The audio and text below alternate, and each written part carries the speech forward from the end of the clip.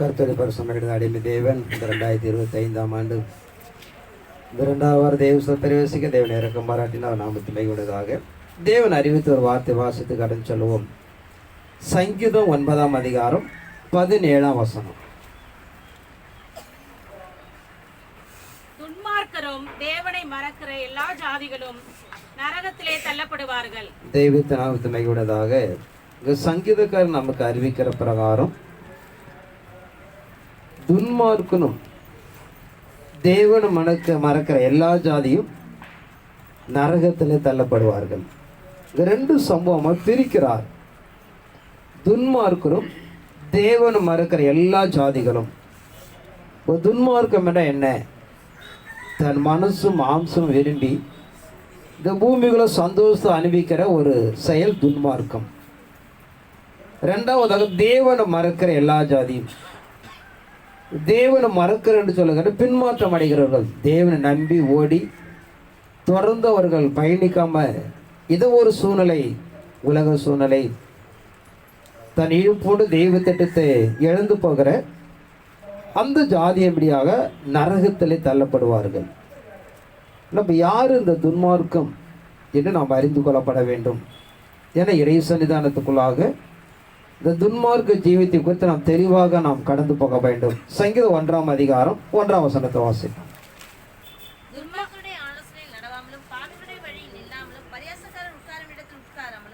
இந்த சங்கீதக்காரன் நமக்கு அறிவிக்கிற பிரகாரம் துன்மார்க்குடைய ஆலோசனை நடவாமலும் பாவிகளோட வழியில் நில்லாமலும் பரியாசகர் உட்கார்ந்திருக்கிறது உட்காராமலும் ஒரு 3 சம்பவத்தை மையப்படுத்தி கர்த்தருடைய வேதத்தில் பிரியமா இருந்து இரவும் போல அவருக்கு வேதத்தில் தியானமாக இருக்கிற மனுஷன் பாக்கியவான். ஆனால் வேதம் நமக்கு நடைமுறைப்படுத்துகிற 3 செயல் நிறைய இடத்துல பார்த்தீங்கன்னா ஒரு முக்கோணத்தில் கொண்டு போவார். தேவனுடைய தத்துவங்கள், மனிதனுடைய வடிவமைப்பு, உலகத்துடைய சிருஷ்டிப்பு, எதை எடுத்துக்கொண்டாலும் ஒரு 3 வடிவமைப்பார்.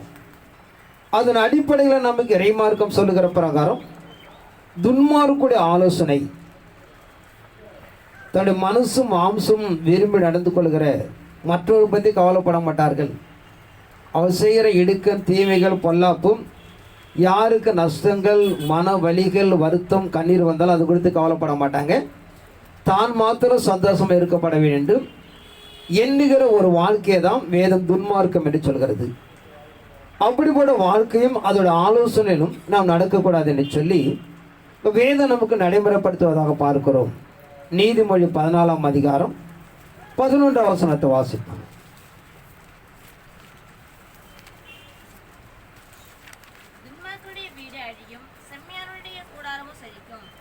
துன்மார்க்குடைய வீடு அழியும், செம்மியானுடைய கூடாரமோ செழிக்கும். அதில் இறைமார்க்கம் சொல்லுகிற இப்படி ஒரு துன்மார்க்குடைய வாழ்க்கை நடைமுறைப்படுத்துகிறவன் அவன் அழிந்து போவான். வேதத்தை நீங்கள் பார்த்தீங்கன்னா பூமி நடைமுறைப்படுத்துகிற பிரகாரம் நிறைய சம்பவத்தை நம்ம ஆய்வு பண்ணவே முடியாது, அதை நிர்ணயிக்கவும் முடியாது. எந்த அளவுக்கு துன்மார்க்கன் வளர்ந்து போகிறானோ அவன் சரிந்தால் முற்றும் அழிந்து போகும். அதில் ஏறுகிற வாழ்க்கையில் ஒரு மரத்தில் ஏறான்னு வச்சுக்கலாம், அவன் சரிந்தான் அவ்வளோதான், செத்து போயிடுவான். ஒரு படியில் ஏறும்போது கை கால இடிந்தால் கூட ஒரு சின்ன சேதம் கூட ஆகும். அதுபோல் துன்மார்க்கன சங்கீதக்காரன் சொல்லுகிறான், அவன் ஏறுகிற ஒரு வாழ்க்கை, அவன் சரிந்து போனால் அவன் அழிந்து போவான் என்று சொல்கிறது. பொதுவாக நம்ம நடைமுறையில் பார்த்தீங்கன்னா ரொம்ப சருமமாக இருக்கும். இன்றைக்கி அமெரிக்கா எடுத்துக்கிட்டிங்கன்னா ஒரு சில மாகாணம் முழுவதுமே எரிஞ்சு அப்படி அழிஞ்சிருச்சு. அந்த நெருப்பு எங்கேருந்து தான் வருதுன்னு தெரியல, வானத்துலேருந்து கொட்டுது அப்படிங்கலாம். இப்போ நம்மளை போல் கூடாரெலாம் கிடையாது, எல்லாம் மாளிகை, வெறும் செவ்வறு மாத்திரம்தான் இருக்கு. தொடர்ந்து பனி, ரோட்டில் நடக்கவும் முடியல. சில மாகாணத்தில் கிட்டத்தட்ட 1000கணக்கான விமானங்கள் தடைப்பட்டு இருக்கிறது. ஆனால் பார்வைக்கு நம்ம என்ன நினைப்போம், ஒரு பெரிய கிறிஸ்துவ நாடு ஏன் இப்படி ஒரு சேதம் உண்டாகுதுன்னு நினைப்போம். ஆனால் கிறிஸ்துவ வாழ்க்கை கிடையாது. இதை விட இன்னும் நீங்கள் இங்கிலாந்தில் போனீங்கன்னா இன்னும் ரொம்ப மோசமாக இருக்கும். தேவனுடைய திருச்சபையை விட சாத்தான் சபை தான் மூலிகை மூலம் இருக்கும். பேரு பார்த்தீங்கன்னா கிறிஸ்துவ நாடுகள்.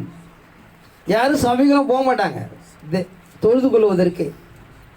அப்படிப்பட்ட ஒரு பார்வைக்கு நீங்கள் பார்த்தீங்கன்னா ஒரு கிறிஸ்து நாடு, ஆனால் உள்ளான ஒரு நிலையில கடந்து போயின்னு பார்த்தீங்கன்னா ரொம்ப மோசமான ஒரு வாழ்க்கை. ஆனால் இறை சமூகம் நடைமுறைப்படுத்துகிற எல்லாம் நம்ம ஒரு மேலோட்டமாக தான் பார்ப்போம், மேலோட்ட கண்ணோட்டம் தான் பார்ப்போம். ஒரு கிறிஸ்து நாடுகள் இப்படியா சேதம் உண்டாகுது, கடவுள் என்ன பண்ணுகிறார், என் பாதுகாப்பு வச்சுக்கன்னா ஆவிக்கிற வாழ்க்கை அல்ல, தேவன் மையப்படுத்தின வாழ்க்கை கிடையாது. இங்கிலாந்துலாம் போனீங்கன்னா பாவமெல்லாம் வாழவே முடியாது உங்களால். அப்படிப்பட்ட ஒரு கலாச்சாரம், ஒரு மோசமான ஒரு கலாச்சாரம். அல்ல இறைமார்க்கணம் சொல்லுகிற பிரகாரம் இந்த துன்மார்க்க வாழ்க்கை என்பது நமக்கு தெரியாமல் ஊடுருவி கொண்டு இருக்கிறது, வாழ்க்கையில் நடைமுறைப்படுத்தி கொண்டு இருக்கிறது. அது அறிந்து நாம் நம்மை விலைக்கு கொள்ளப்பட வேண்டும் என்று வேதம் சொல்கிறது. நீதிமொழி 16ஆம் அதிகாரம் 6ஆம் வசனத்தோட வாசிப்போம். கிருபையினாலும் சத்தியத்தினாலும் பாவம் நிவர்த்தியாகும், கர்த்தருக்கு பயப்படுகிறதுனால் மனுஷர் தீமையை விட்டு விலகுவார்கள். கிருபையினாலும் சத்தியத்தினாலும் பாவ நிவர்த்தியாகும், கர்த்தருக்கு பயப்படுறதுனாலே மனுஷன் தீமையை விட்டு விலகுகிறான். இப்போ துன்மார்க்கரை நம்ம எப்போ பாதுகாக்க முடியும்னு பார்த்தீங்கன்னா தேவன் பயப்பட வேண்டும். அப்படி பயப்படும் போது அந்த தீமையிலிருந்து விளக்க முடியும் என்று சொல்லப்படுதா பார்க்கிறோம். அதனால் இறைமார்க்கம் நடைமுறைப்படுத்துகிற தேவனுடைய தீர்மானம் என்பது அவருக்கு பயப்படப்பட வேண்டும். அப்படி பயப்படும் போது துன்மார்க்கம் நிலையிலிருந்து நம்ம என்ன பண்ணலாம், விலைக்கு கொள்ளலாம் என்று இறைமார்க்கம் சொல்லப்படுதா பார்க்கிறோம்.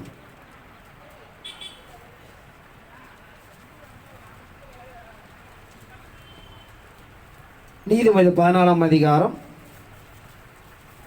6ஆம் வசனம். பரியாசக்காரன் ஞானத்தை தேடியும் கண்டுபிடியான், புத்தியுள்ளவனுக்கோ அறிவு லேசாய் வரும். பரியாசக்காரன் ஞானத்தை தேடி கண்டுபிடியான், புத்தியுள்ளவனுக்கு அறிவில் லேசாய் வரும் என்று பார்க்கிறோம். ஆனால் தேவனே ஒரு மனிதன் தேடப்படும் போது அவனை இலகுவாக அடைந்து கொள்கிறான். ஆனால் பரியாச ஞானத்தை எவ்வளவு தேடினாலும் அதை பார்க்க முடியாது என்று இறைமார்க்கம் சொல்லப்படுதா பார்க்கிறோம். ஆனால் இறை சன்னிதானம், இறைமார்க்கம் என்பது நாம் சில நிலைகளை அறிந்து கொள்ளப்பட வேண்டும். தேவனை ஏற்றுக்கொண்டு நடைமுறைப்படுத்துகிற நிகழ்வு ஒரட்டி போன நன்மைகள் என்பது நாம் அறிந்து கொள்ளப்பட வேண்டும். பாக்கி இந்த உலகத்தில் சார்ந்திருக்கிற எது ஒரு சந்தோஷம் கொடுக்கிறது, எந்த ஒரு இறை வழிபாடும் வேதத்தின் அடிப்படைகள் பார்த்தீங்கன்னா இம்மைக்கு மாத்திரம் கொஞ்சம் பிரயோஜனமாக இருக்கும். ஆனால் தெய்வத்திட்டம் மாத்திரம் இம்மைக்கு மறுமைக்குரிய விஷயங்கள் அதான் முக்கியம். இம்மை என்பது நம்ம வாழ்கிற வாழ்க்கை ஒரு 60 ஆண்டு 70 ஆண்டு தான் இம்மை ஒரு வாழ்க்கை. உலகத்தில் மற்ற எந்த ஒரு நிகழ்வுகளை கடந்து போல இம்மைக்குரியதான் பயனுள்ளதாக இருக்கும், மறுமைக்கு பயனடையாது. இறைமார்க்கம் மட்டும்தான் ரெண்டும் கொண்டு போகிறது. இம்மைக்குற வாழ்க்கையும் தேவன் நம்மை பாதுகாத்துக் கொள்கிறான், மறுமைக்குற நித்திய வாழ்க்கை நம்ம அடைந்து கொள்ள முடியும் என்பதை நம்ம அறிந்து கொள்ளப்பட வேண்டும். ஆனால் தேவனை தேடுகிற ஒரு நிகழ்வு. நீங்கள் அப்போஸ் பேதர் கேட்க எல்லாத்தையும் விட்டு வந்தமே என்று கேட்கிறார், எங்களை என்னத்தை கொடுப்பீர்? வாசிப்போம். மத்திய 19ஆம் அதிகாரம்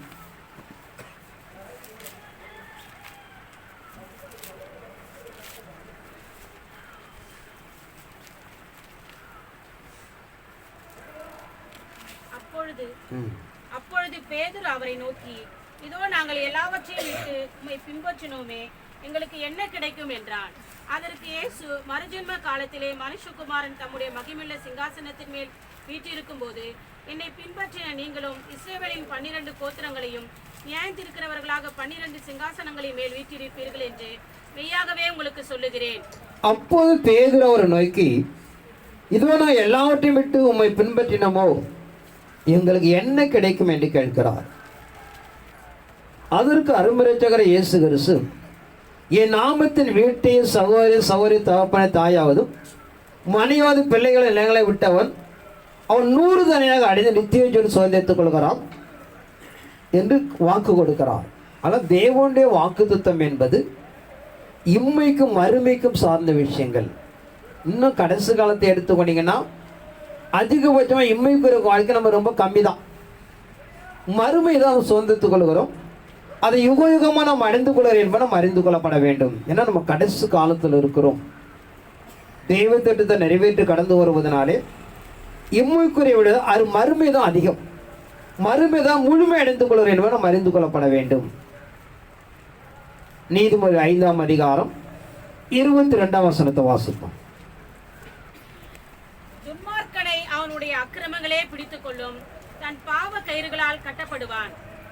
துன்மார்க்கன் அவன் அக்கிரமால் அவனை பிடித்துக்கொள்ள என்று பார்க்கிறோம். ஆனால் நாம் எந்த நிலைகளை துன்மார்க்கமான கிரிகளை செய்கிறோமோ நம்முடைய அக்கிரமமே அதை பிடித்துக்கொள்ளும் என்று சொல்லப்படுவதாக பார்க்கிறோம். அவன் பாவ கயிறுகள் ஒருபோது அவனை விட்டு விலகுவதில்லை என்று நாம் அறிந்து கொள்ளப்பட வேண்டும். ஆனால் நான் இறை சமூகம் நடைமுறைப்படுத்துகிற இந்த இம்மைக்குரிய வாழ்க்கையாக இந்த துன்மார்க்கத்தை நாம் விட்டு விலக வேண்டும். ஏன்னா வாழ்க்கையில் நாம் 3 விதத்தை வடிவமைக்கிறார்.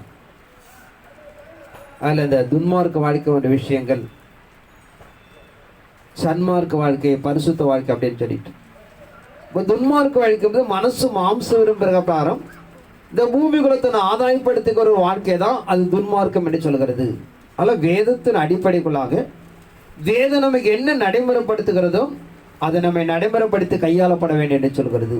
நீதிமொழி 13ஆம் அதிகாரம் 5ஆம் வசனத்தோட வாசிப்போம். நீதிமான் பொய் பேச்சை வெறுக்கிறான், துன்மார்க்கனோ வெட்கமும் இலச்சையும் உண்டாக்குகிறான். நீதிமான் பொய் பேச்சை வெறுக்கிறான், துன்மார்க்கன் வெட்கமும் இலச்சை உண்டாக்குகிறான் என்று பார்க்கிறோம். அது நம்ம நீதிமான் சந்ததி என்று சொல்கிற பிரகாரம் நம்முடைய வாழ்க்கை நமக்கு நடைமுறைப்படுத்துகிற பொய் பேச்சையெல்லாம் நாம் விட்டுவிடப்பட வேண்டும். துன்மார்க்கன வெட்கமும் இலட்சியம் உண்டாக்குகிறான்.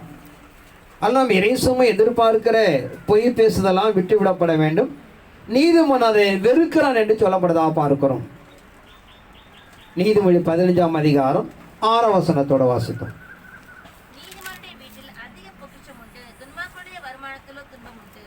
நீதிமானுடைய வீட்டில் அதிக பொக்கிஷம் உண்டு, துன்மார்க்குடைய வருமானத்திலே துன்பம் உண்டு என்று பார்க்கிறோம். ஏன்னா நீதிமான் என்ற நேர்மையாக சம்பாதிக்கக்கூடியவர்கள், துன்மார்க்க வருமானத்தினால துன்பம் உண்டாகும். அவன் யாரோ கொள்ளையடித்து பொறிக்கு தோன்றபடியாக அவன் தன் ஐஸ்வர்யத்தை சேர்க்கிறான், அவற்றில் இப்படி துன்பம் உண்டாகுது என்று பார்க்கிறோம். நீ அரசியல்வாதி பார்த்தீங்கன்னா எடுத்துக்கொள்ளலாம். இந்த நாட்டை ஆண்டு கொண்டு இருக்கிற தலைமை தத்துவத்திலிருந்து கீழே காணவர் எல்லாருமே கொள்ளையடித்து வைத்து மக்களுடைய வரி பணத்தை ஏமாற்றி கொண்டு இருப்பதனாலே ஒவ்வொரு நாளும் பயத்தோடு தான் இருக்கிறான். இன்னைக்கு நம்ம தமிழகத்தை எடுத்துக்கொண்டீங்கன்னா ஆளுங்கட்சியாக இருக்கட்டும் எதிரி 2 பேரும் பயந்துட்டு தான் இருக்கிறான். எப்போ நம்ம வீட்டுக்கு ரைடு வரும்னே தெரியாது. ஏன்னு பார்த்தீங்கன்னா துன்மார்க்கன் மக்களுடைய வரி பணத்தை ரொம்ப வேதனையாக இருக்குது. நீங்கள் பார்த்தீங்கன்னா நேற்று ஒரு பேப்பரில் பார்த்தேன், மோடியும் டெல்லியில் முதல்வர் அந்த கெஜ்ரிவால் பாத்ரூமில் கூட பவுனை கொட்டி வச்சுருக்கானோ, அந்த பவுனாலே போய் வச்சுருக்கானோ. வேதனையாக இருக்குது. நமக்கு ஒரு பாத்ரூமு கிடைக்க மாட்டேது. நம்ம வரி பணத்தை வாங்கி வச்சுக்கிட்டு அவன் இருக்கிற எல்லாம் அவ்வளோ சொகுசாக வாடுறானுங்க.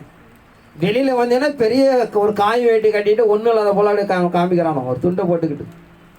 அவனுடைய வீட்டை பார்த்தீங்கன்னா அரண்மனையெல்லாம் தோற்றுரும். அவ்வளவு கேவலமாக அந்த நாடு போயிட்டு இருக்கிறது. நமக்கு ஒரு வீடு இல்லாமல் தவிக்கிறார் மக்கள்கள். ஒவ்வொரு பல ஏக்கர் வீடு எல்லாம் பவுனாலே வச்சிருக்கானோ. அதில் இப்படிப்பட்ட நிலைகளை நம்ம பார்க்கிறோம். ஒவ்வொரு பயந்துருக்கு. அந்த அரசு இருக்கிற வரைக்கும் தைரியம், அரசு போன பிறகு அடுத்து உள்ளே போகிறது ரெடி ஆகிடுவானோ. ஆனால் இறை சமூகம் இப்படிப்பட்ட நிலைகளில் ஒன்று சம்பாதிக்க ஏழையுடைய காசு துன்மார்க்கமாக சம்பாதித்து நாட்களை மழை நாட்கள் வெய்ய நாள் கோடை நாளுக்கு வந்தால் மக்கள் கஷ்டப்படுகிறாங்க. ஒரு டிவியை பார்த்தீங்கன்னா எத்தனை லட்சம், 35 லட்சங்கிறான் டிவி. எல்லாத்துலேயும் தான் நிகழ்வு ஓட போகிறது. அதில் மட்டும் என்ன பெருசாக ஓட போகணும் கிடையாது. இப்படிப்பட்ட நிகழ்வுகளை மையப்படுத்தி ஒரு ஆடம்பரமான மக்களுடைய வரி காசுகளை பயன்படுத்தி கேட்டால் விவசாயியோட பிள்ளாம்பா. அதனால் நாடோடையெல்லாம் துன்மார்க்குடைய கைகளை விடப்பட்டிருக்கிறது. துன்மார்க்கனை கர்த்தருபடியாக அழிப்பன் என்று கர்த்தர் வாக்கு கொடுக்கிறார்.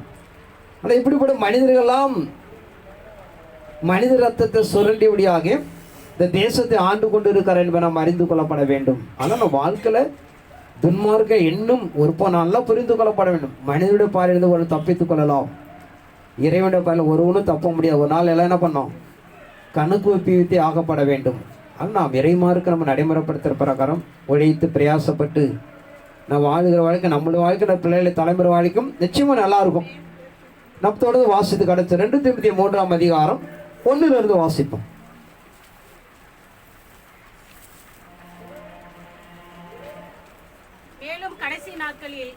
கொடிய காலங்கள் வரும் என்று அறிவாயாக.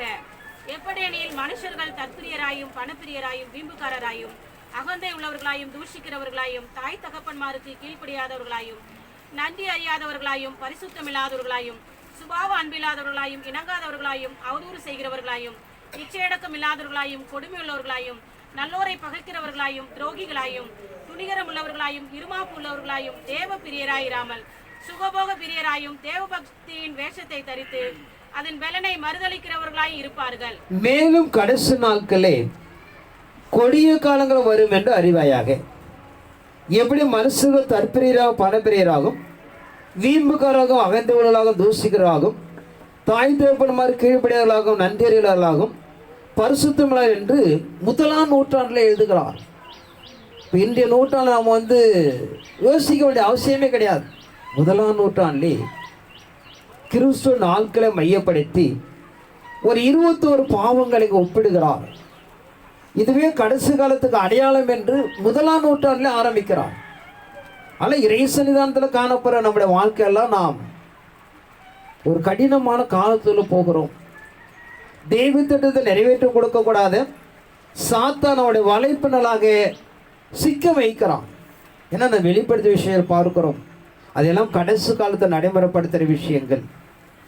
மனிதன் இப்படியாக ஒரு சுபாச அன்பில்லாத நிலைகளுக்கு அவன் கடந்து போகிறான் என்று சொல்லப்படுதா பார்க்கிறோம். எல்லாம் ஞானம் அறிவும் நமக்கு பாதுகாப்பு என்று எண்ணி இப்படிப்பட்ட பிள்ளைகளுடைய வாழ்க்கையில் பார்க்கிறோம் ஒரு கடினமான காலத்தை நோக்கி ஓடிக்கொண்டிருக்கிறார்கள். ஆனால் இயேசுவை அறிந்திருக்கிற நாம் எல்லாம் நம்மத்தில் வளர்ந்து கொண்டிருக்கிற சபையுடைய திருச்சபை பிள்ளைகளாக இருக்கலாம், அல்லது பெற்றோர்களுக்கு கீழே வாழ்ந்து கொண்டிருக்கிற பிள்ளைகளாக இருக்கலாம்.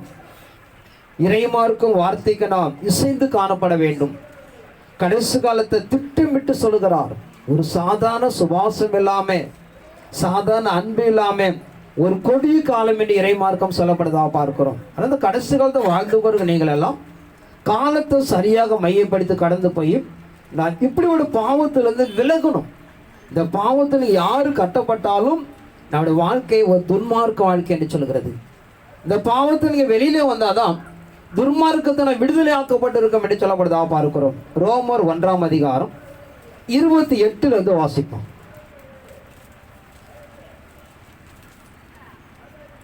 தேவனை அறியும் அறிவை பற்றி கொண்டிருக்கிற அவர்களுக்கு மனதில்லாதிருந்தபடியால் தகாதவைகளை செய்யும்படி தேவன் அவர்களை கேடான சிந்தைக்கு ஒப்புக் கொடுத்தார்.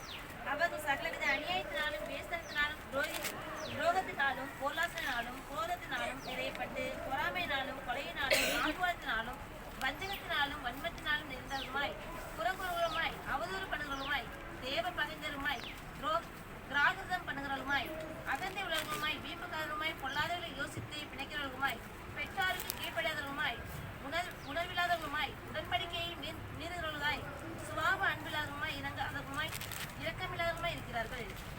இப்படிப்பட்டவர்கள் செய்கிறவர்கள் மரணத்திற்கு பாத்திரராய் இருக்கிறார்கள் என்று தேவன் தீர்மானித்த நீதியான தீர்ப்பை அவர்கள் தேவன் அறியும் அறிவை பற்றி கொண்டிருக்க அவளுக்கு மனதில்லாதபடியால் தகாதவரை செய்யும்படி தேவன் அவருடைய கேடான சந்தைக்கு ஒப்பு கொடுத்தார். அவர் சகலவித அநியாயத்திலும் வேசுத்தனத்திலும் துரோகத்திலும் பொருளாசனும் குரோகத்திலும் நியாயம் நிறையப்பட்டு பொறாமையினும் கொலையினாலும் வாக்குவாதத்தினாலும் வஞ்சகத்தினாலும் வன்மத்தினாலும் நிறைந்தவர்களாய் புறங்குறவர்களாய் அவதூறு பண்ணுகிறவர்களாய் தேவ பகஞ்சருமாய் துரோகி பண்ணுகிறவர்களும் ஆக இப்படி ஒரு பலவித பாவங்களை ஒப்பிட்டு இப்படிப்பட்ட செய்கிறவர்கள் மரணத்துக்கு பாத்திரராய் இருக்கிறார்கள்.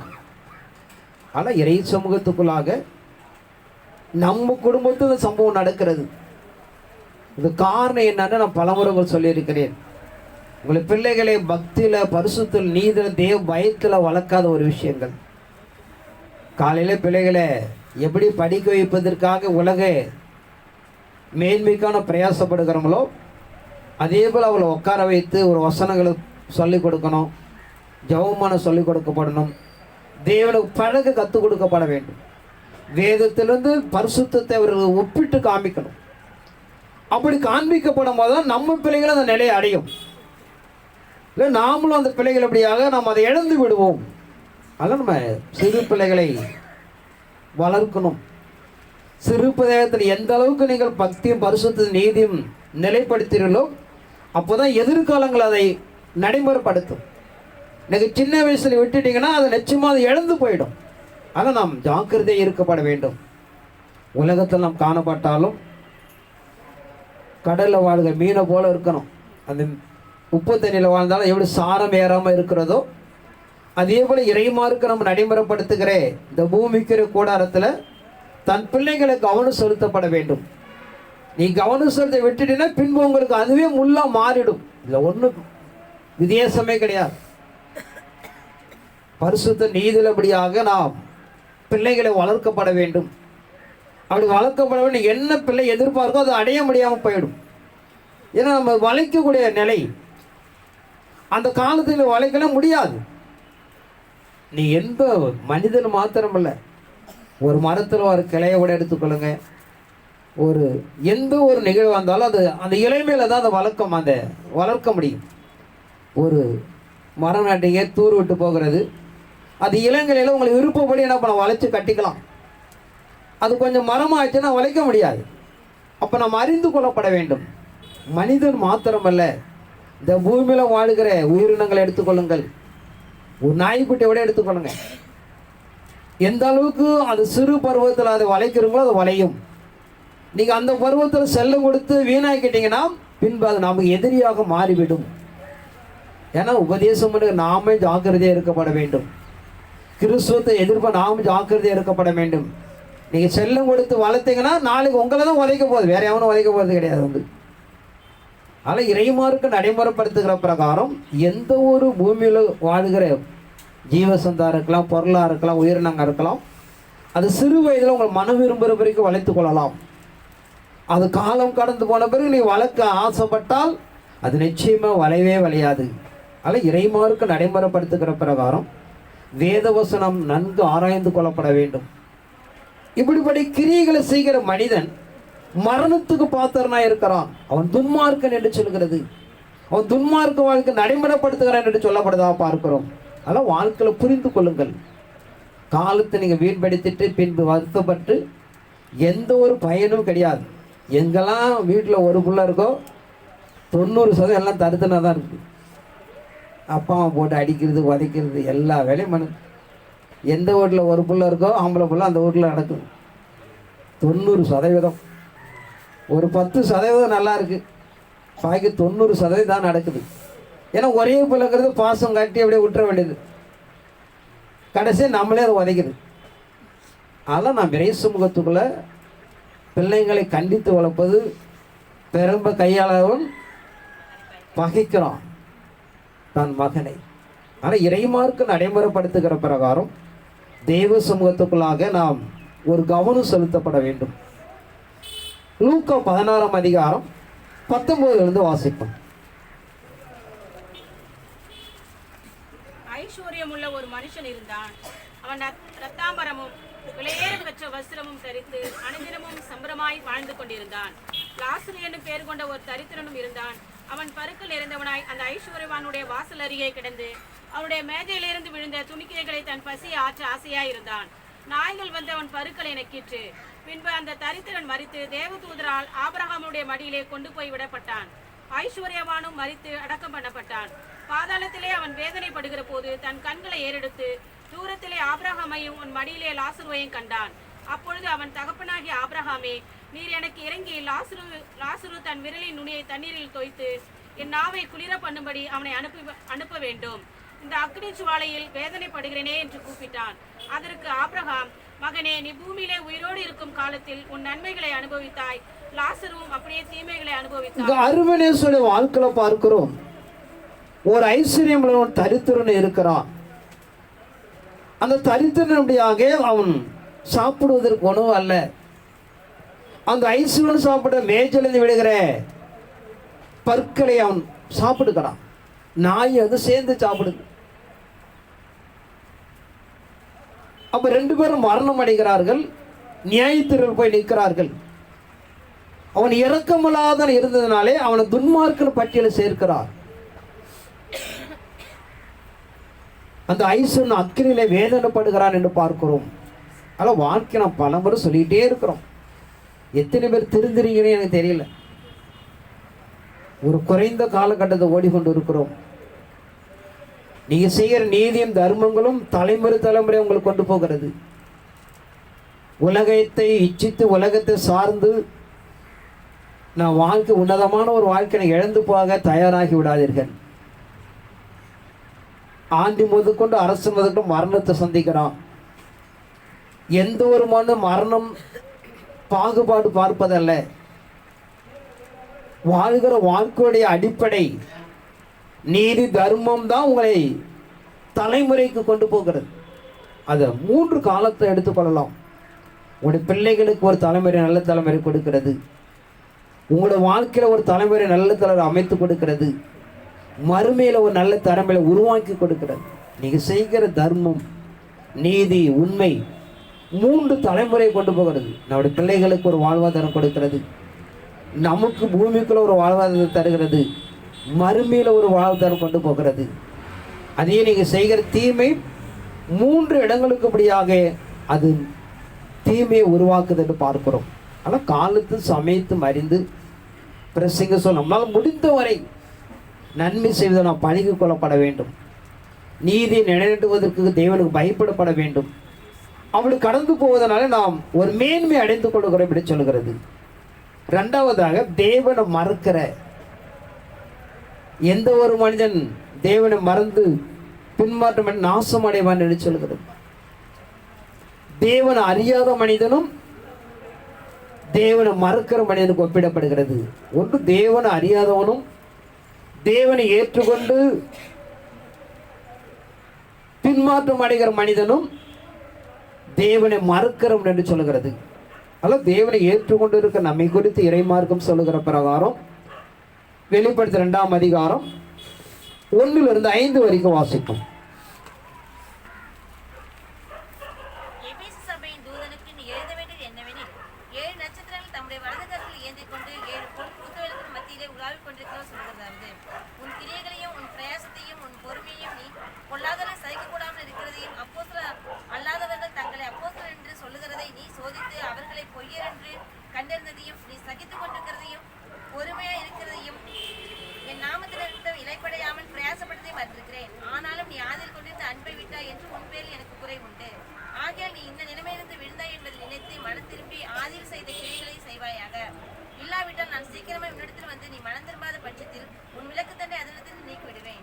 எபேசுவின் தூதனுக்கு நீ எழுத வேண்டியது என்னவெனில், 7 நட்சத்திரங்கள் தம்முடைய வலது கரத்தில் ஏந்தி கொண்டு 7 பொன் குத்துவலுக்கு மத்தியில் வாய் கொண்டு இருக்க சொல்லுகிறதாவது.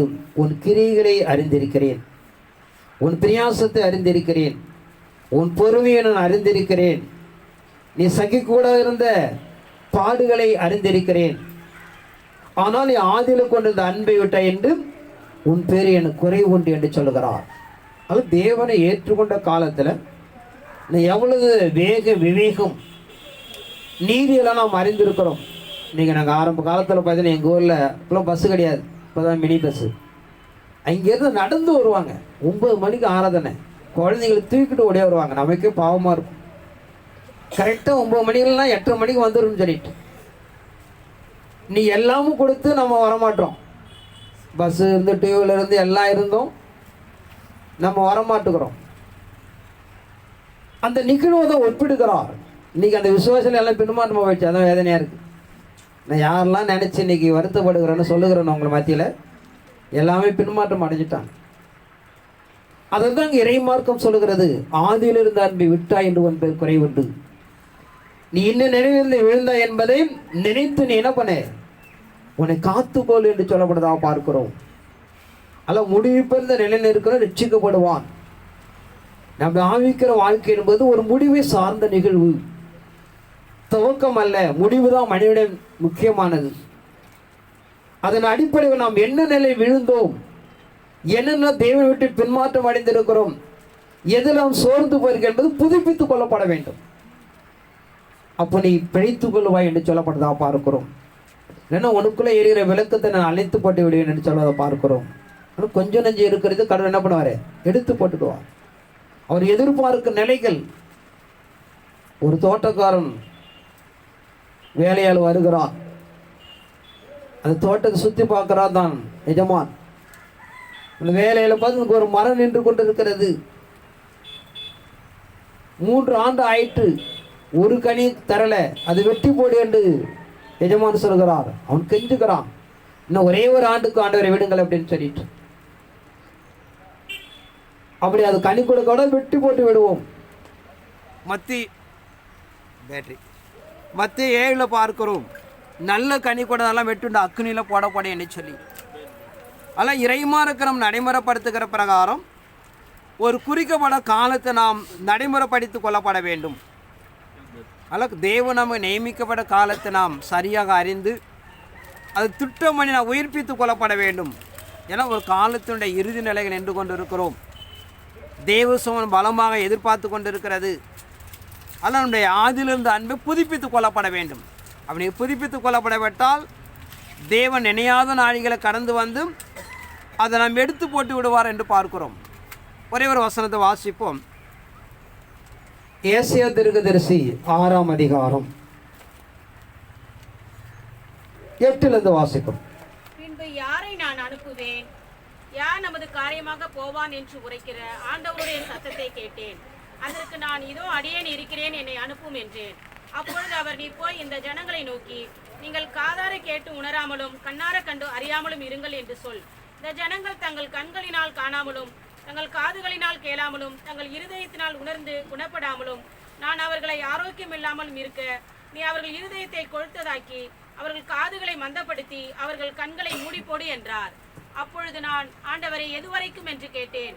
அதற்கு அவர், பட்டணங்கள் குடியில்லாமலும் வீடுகள் மனுஷ சஞ்சாரம் இல்லாமலும் பாழாகி பூமி அவாந்தர வெளியாகி கர்த்தர் மனுஷரை தூரமாக விலக்குவதனால் தேசத்தின் நடுமையும் முற்றிலும் வெறுமையாக்கப்படும் வரைக்குமே.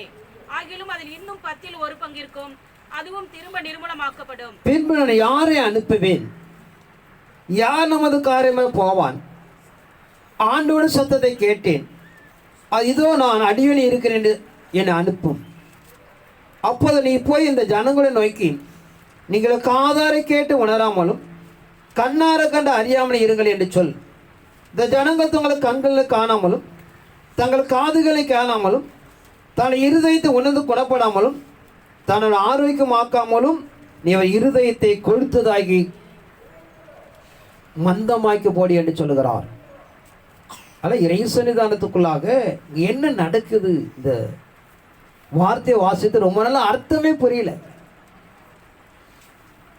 ஏசாயா தீர்க்கதரிசி முழுவதுமே 66 அதிகாரமும் அதிகபட்சமாக கடைசி காலத்தை சார்ந்த விஷயங்கள். தேவனுக்கு 7ஆம் தூதனை அனுப்புகிறார். அங்கே போய் என்ன சொல்கிறான்னு பார்த்தீங்கன்னா, அவளுக்கு கொடுக்கப்பட காலத்தை இழந்துட்டாங்க. அவர்கள் காலத்தை திட்டம் பண்ணுகிறார்கள். காலத்தை யார் திட்டம் பண்ண? கடவுள் தான் திட்டம் பண்ணணும். ஆனால் நாம போய் திட்டம் பண்ணிட்டு இருக்கிறோம். அப்படி இங்கே திட்டம் பண்ணி கடந்து போகும்போது எல்லாம் என்ன நினச்சிட்டு இருக்கோம்? அந்த ஒரு சாட்சி வந்தால் நமக்கு தெரியும், நம்மளோட ஞானச நேரத்தில் பரிசபெட் அப்படிலாம் ஒரு வாய்ப்பே இருக்காது. அந்த நாட்களை அறியாத இருக்கிற ஜனங்களுக்கும் அறியாத இருக்கிற மனிதர்களுக்கும் தான் பொருந்தும். இது எல்லா மனிதர்களுக்கும் இது பொருந்தாது. அவர்களும் கொடுக்கப்பட காலத்தை பண்படுத்தி நடைமுறைப்படுத்தி செய்யப்பட்டால் அதை அடைய முடியாது. இது எங்கே கொண்டு நிறுத்துறான்னு பார்த்தீங்கன்னா, வெளிப்படுத்தி 8ஆம் அதிகாரத்தில் 7ஆம் தூதன் தன் முத்திரை உடைக்கப்படும் போது பரலோகத்தில் 1/2 மணி நேரம் அமைதியாயிற்று என்று பார்க்கிறோம். ஒரு பலமுள்ள கிரியை உண்டாக்குறார். 9ஆம் அதிகாரத்தில் பார்க்கிறோம், பாதாளத்து தெருவுக்களை ஒரு மனிதன் தன் பாதாளுக்குள்ளே திறந்தான்.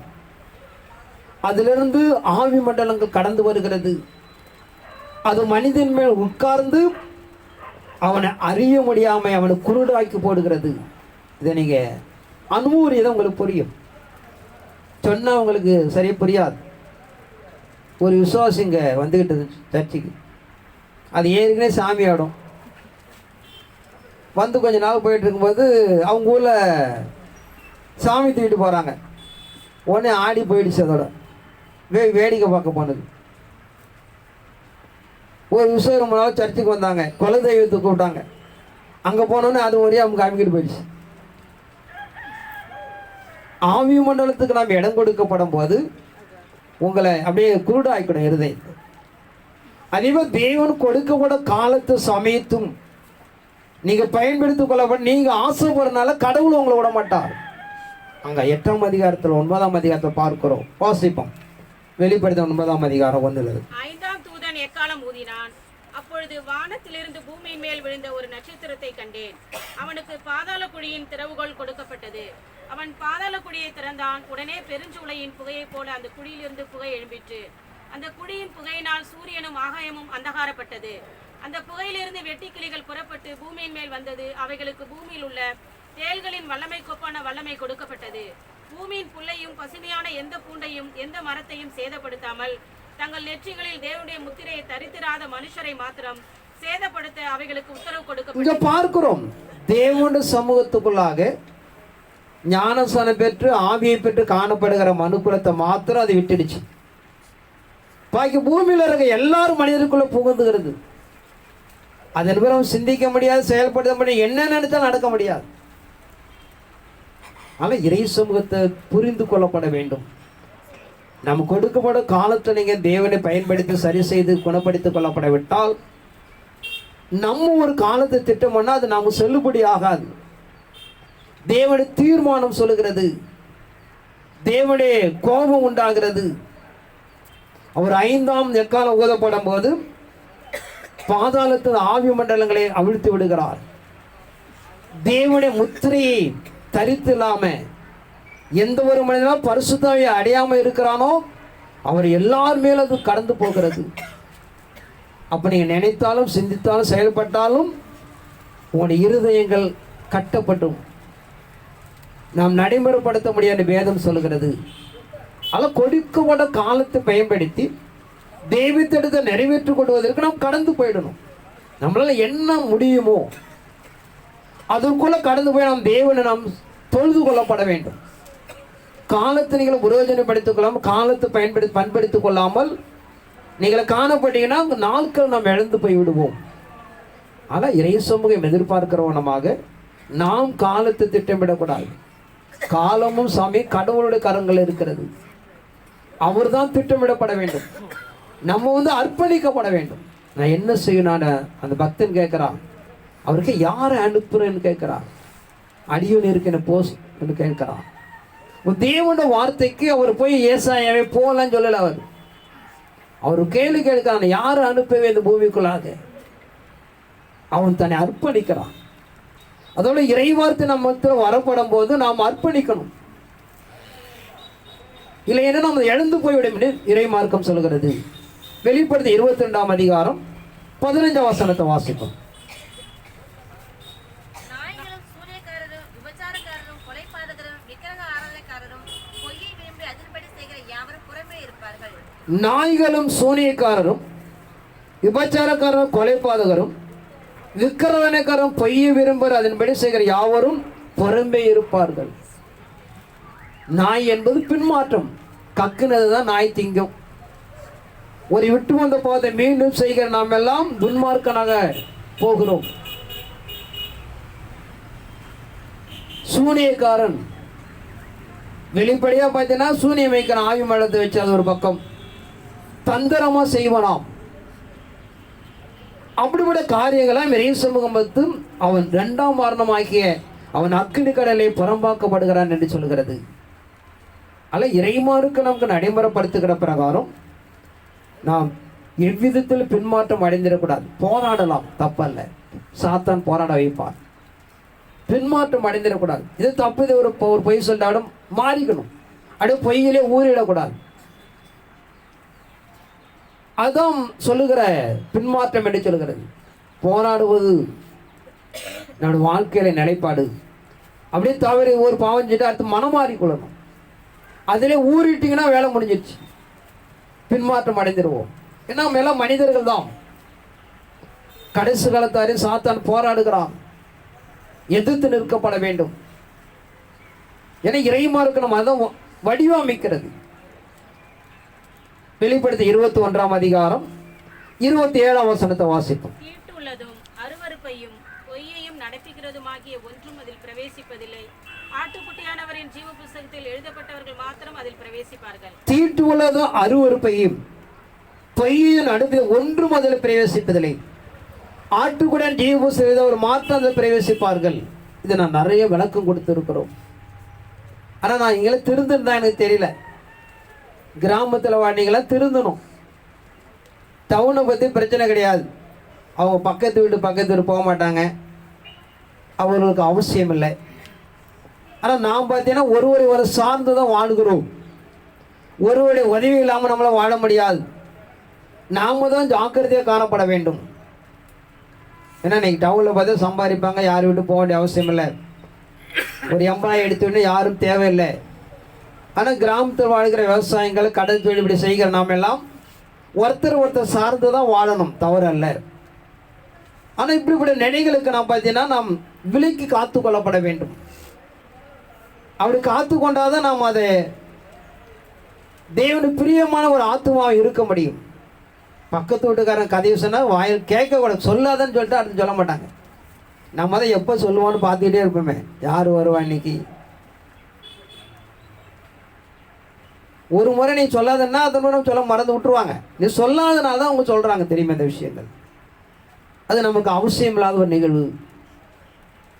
ஆனால் இறைமார்க்கிறவன் நடைமுறைப்படுத்துகிற பிரகாரம் தேவ சன்னிதானம் நிலைப்படுத்துகிற தீட்டு உள்ளது அப்படின்னா என்னன்னு பார்த்தீங்கன்னா, ஒரு செத்து போன ஒரு மிருகத்தை ஒரு தொட்டு அதை அவன் யாரெல்லாம் தொடரனோ அவன் அப்படியே போயிட்டே இருக்க தீட்டுன்னு சொல்கிறது.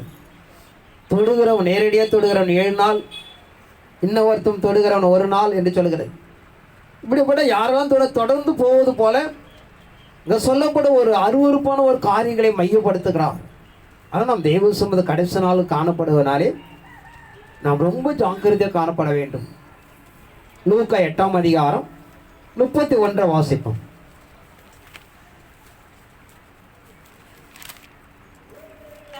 தங்களை பாதாளத்திலே போக கட்டளையிடாதபடிக்கு அவைகள் அவரை வேண்டிக் கொண்டன.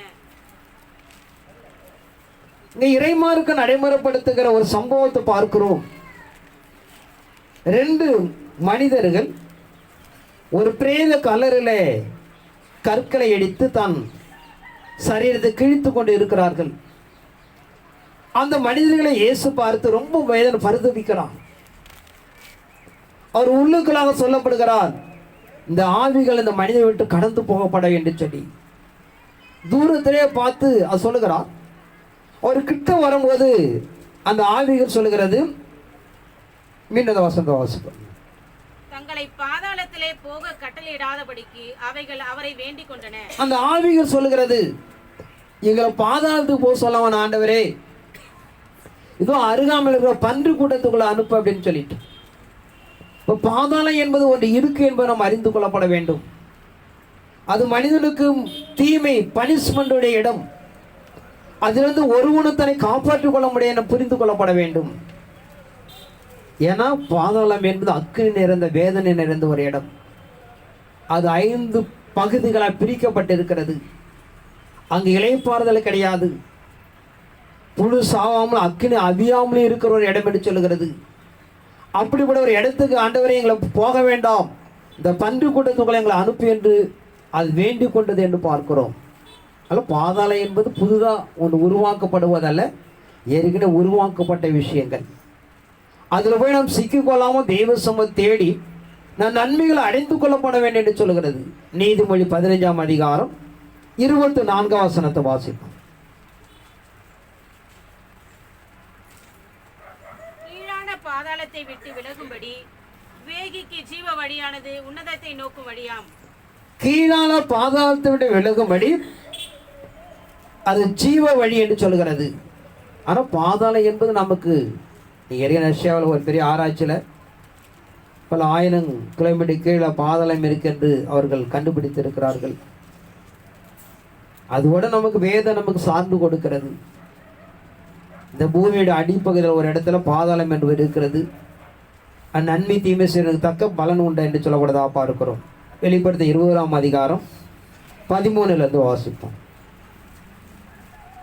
சமுத்திரம் தன்னிலுள்ள மரித்தோரை ஒப்புவித்தது, மரணமும் பாதாளமும் தங்களிலுள்ள மரித்தோரை ஒப்புவித்தன.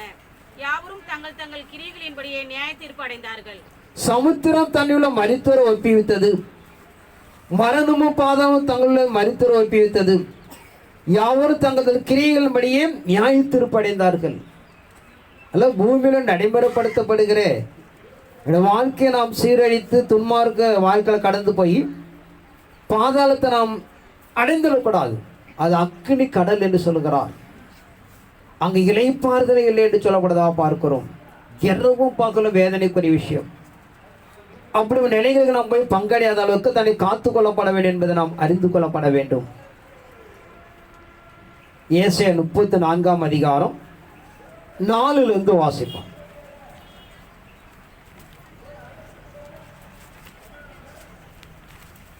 வானத்தின் சர்வசேனையும் கரைந்து வானங்கள் புஸ்தக சுருளை போல சுருட்டப்பட்டு அவைகளின் சர்வசேனையும் திராட்சை செடியின் இலைகள் உதிர்கிறது போலவும் அத்திமரத்தின் காய்கள் உதிர்கிறது போலவும் உதிர்ந்து விழும். வானங்களின் என் பட்டயம் வெறி கொண்டது. இதோ ஏதோமின் மேலும் நான் சங்காரத்துக்கு நியமித்த ஜனத்தின் மேலும் அது நியாயம் செய்ய இறங்கும். போஸ்ராவிலே கர்த்தருக்கு ஒரு யாகமும் ஏதோம் தேசத்திலே மகா சங்காரமும் உண்டு. கர்த்தருடைய பட்டயம் இரத்தத்தால் திருப்தியாகி நினத்தினால் பூரிக்கின்றது. ஆட்டுக்குட்டிகள் கடாக்களுடைய இரத்தத்தினாலும் ஆட்டு கடாக்களுடைய குண்டிக்காய்களின் கொழுப்பினாலும் திருப்தியாகும். அவைகளுடைய காண்டாமிருகங்களும் ரிஷபங்களுடைய காளைகளும் வந்து மடியும். அவர்கள் தேசம் இரத்த வெறி கொண்டு அவர்கள் மண் நிலத்தினால் கொழுத்து போம். அதில் கர்த்தர் பழிவாங்கும் நாள், சியோனுடைய வழக்கத்தின் நிமித்தம் பதிலளிக்கும் வருஷம். அதன் ஆறுகள் பிசினிகாகவும் அதன் மண் கந்தகமாகவும் மாறி அதன் நிலம் எரிகிற கீழாய் போம். இரவும் பகலும் அது அவியாது. அதன் புகை என்றென்றைக்கும் எழும்பும். தலைமுறை தலைமுறையாக அது பாழாய் இருக்கும். சதா காலமாக அதை ஒருவரும் கடந்து போவதில்லை. வானத்தின் சர்வசேனையும் கரைந்து வானங்கள் புஸ்தக சுருளை சுருட்டப்பட்டு அவள் சர்வசேனையின் திராட்சை செடி இலைகள் உதிர்வது போல அத்திமரத்திற்காய் உதிர்வது போல உதிரும். வானங்கள் என் பட்டயம் வெறி கொண்டது. இதோ ஏதேமே நான் சங்கரத்துக்கு நியமித்த ஜனத்திலும் அது நியாயம் செய்யும் என்றார். அதன் ஆறுகள் பிசினாகும். அதன் மண் கந்தகமாக மாறி அதன் நிலம் எரிகிறது கீழாய் போகும். இரவும் பொழுது அவியாது. அதன் புகை என்றென்றைக்கு எழும்பும் என்று சொல்கிறார். மனிதன் அடைந்து கொள்ள போகிற தண்டனை அது காலங்காலமாக ஒரு அக்கினி என்று சொல்கிறது. அக்கினி எரிஞ்சு செத்து போயிட்டா பரவாயில்ல, கொஞ்ச நேரம் துடிச்சு செத்துடலாம். அந்த வேதனை அவன் சரீரம் முழுவதும் இருக்கும் என்று சொல்லப்பட்டிருக்கிறது. ஆனால் 2007 எனக்கு கடவுள் 5 பாவங்களாக பிரித்து ஒவ்வொரு பாவங்களும் தண்டனை நியமித்து காமித்தார். அதான் நம்ம எல்லாரும் அல்ல, மனிதர்கள் செய்கிற பாவங்களுக்கு ஒரே தண்டனை கிடையாது. அவனவனுக்கு கிரியைகளுக்கு என்று சொல்கிறான். வெளிப்படுத்தி 22 அதிகாரம் 11-12 வாசிப்போம். 22-11. அநியாயம் செய்கிறவன் இன்னும் அநியாயம் செய்யட்டும், அசுத்தமாய் இருக்கிறவன் இன்னும் அசுத்தமாய் இருக்கட்டும், நீதி உள்ளவன் இன்னும் நீதி செய்யட்டும், பரிசுத்தம் உள்ளவன் இன்னும் பரிசுத்தமாகட்டும். இதோ சீக்கிரமாய் வருகிறேன். அவனவனுடைய கிரியைகளின்படி அவனவனுக்கு நான் அளிக்கும் பலன் என்னோடு கூட வருகிறது. அநியாயம் செய்கிற இன்னும் அநியாயம் செய்யட்டும், அசுத்தமாயிருக்குன்னு அசுத்தமாய் இருக்கட்டும், நீதி உள்ளவன் இன்னும் நீதியை செய்யட்டும், பரிசுத்தமுள்ள இன்னும் பரிசுத்தமாகட்டும். இப்போ ஒவ்வொரு மனிதனுடைய கிரியைகள் வித்தியாசம் உண்டு. கிரியைகள் அடிப்படையில் தான் தண்டனை. அதே போல் தான் சொல்லியிருக்கிறோம். ஒவ்வொரு மனிதன் நற்கிரியின் அடிப்படையில் தான் உங்களுக்கு சாக்கியம். 5 பட்டணம் 10 பட்டணம் 100 பட்டணம் பிரித்து கொடுக்கிறார் ஆளுகைக்குள்ளாக, ராஜாக்களாக, ஆசாரியராக. ஒவ்வொரு மனிதனுடைய அடிப்படைக்குள்ளாக உங்களை வாழ்வாதாரத்தை நடைமுறைப்படுத்துகிறார். ஒரு சில விஷயம் சகலமும் கிடைக்கும்.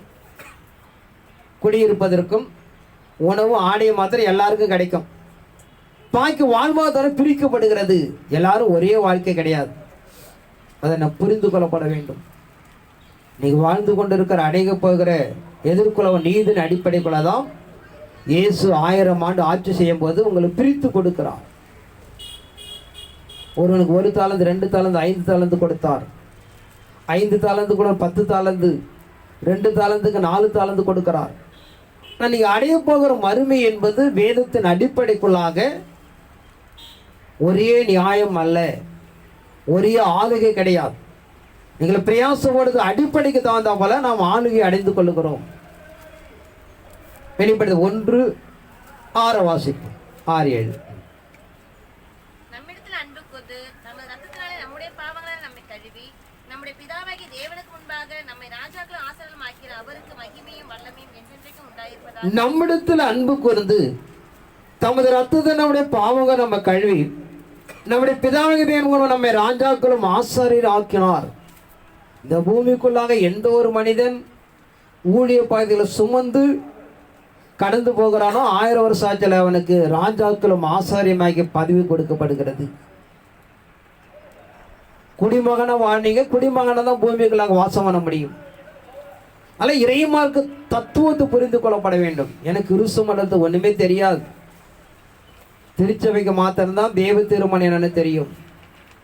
எல்லாரும் என்ன நினைச்சிட்டு இருக்காங்க, இயேசு வந்தாலே போய் ஒரு முன்னாடி வந்தால் சோதனை சொல்ல போற நினைச்சிட்டு இருக்காங்க. அப்படி ஒரு நிலைப்பாடே வேதத்தில் கிடையாது. மனிதன் இந்த பூமியை ஆளுவதற்காக படைக்கப்பட்டவன். அண்ட சராசரங்கள் எப்படியா அவன் தொழுது கொள்ளப்பட வேண்டும். கேருப்பு துரோகம் செய்தனாலே அவன் கையிலிருந்து பிடுங்கி ஒரு மனிதன் கையில் ஒப்புவிக்கிறார். அதற்கு முதல் மனிதனாகி ஆதான் பொறுப்பாளராக இருந்தான்.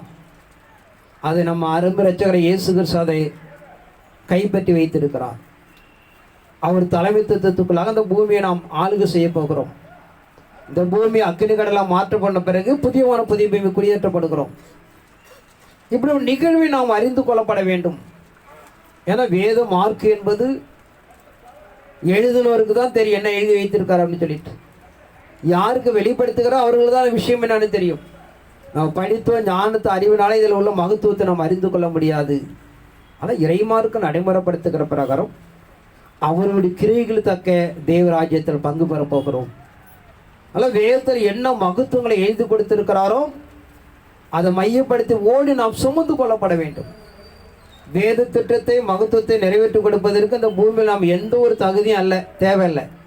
பணம், ஞானம், அறிவு எல்லாம் ஒன்றுமே தேவையில்லை. கடவுளை மாத்திரம் சார்ந்து கொண்டு அவர் வார்த்தையை கீழ்ப்படிந்து நடந்தால் போதுமானது. வேறு பூமியிலேருந்து அவர் ஒரு புள்ளியோட எதிர்பார்ப்பதே கிடையாது. நீ ஒரு பெரிய பராக்கிரமசாலி வரணும், ஒரு பெரிய பணக்கான ஐஸ்வர்யனை வரணும், ஒரு ஞானவானு வரணும் அவர் எதிர்பார்ப்பதே அல்ல. அவர் வார்த்தையை கீழ்ப்படுத்தீங்கன்னா உங்களை எடுத்து பயன்படுத்திக் கொள்வார். அவர் தான் பரலோக ராஜ்யம் என்பது இந்த பூமிக்குரிய ஒன்றும் அது எதிர்பார்ப்பது கிடையாது. அவர் வேதத்திலிருந்து எதிர்பார்க்க விஷயங்கள் கீழ்ப்படுத்தல், அவ்வளோதான். அவர் வார்த்தையை கை கொண்டீங்கன்னா போதும். பூமிக்குரிய கூடாரத்திலிருந்து அவர் ராஜ்யத்துக்கு எதுவுமே தகுதி ஆகாது. அதை புரிந்து கொள்ளப்பட வேண்டும். தெய்வ திட்டத்தை நிறைவேற்றி கொடுப்பதும் தேவனுக்கு பிரியமாக வாடுகிற வாழ்க்கை என்பது இந்த பூமியிலிருந்து ஒரு புள்ளி கூட பயனுள்ளதாக காணப்படாது. தேவனுடைய ஆவியான வழிநடத்துதான் அவர் ஒத்தாசை தான் முழு பலன். தேவனை எதிர்பார்க்கிற நிலை கீழ்ப்படிதல், அவ்வளோதான். வசனத்தை அர்ப்பணித்துக் கொள்ளுதல், அதை மாத்திரம் தேவன் உங்களுக்கு எதிர்பார்க்க, வேறு உங்களுக்கு அவர் எதிர்பார்க்க தயாராக இல்லை. ஆனால் புரிந்து கொள்ளுங்கள், தெய்வ தீர்மானம் என்பது இந்த பூமியுடைய கூடாரத்துக்கு ஒரு புள்ளி கூட அவர் உங்கள் மத்தியில் எதிர்பார்ப்பது அல்ல. அது அவசியமா அல்ல. தேவனுக்கு கீழ்ப்பத்தை அர்ப்பணித்தீங்கன்னா நான் ஒரு பரிசுத்த வாழ்க்கை நாம் எடுத்துக்கொள்ளலாம்.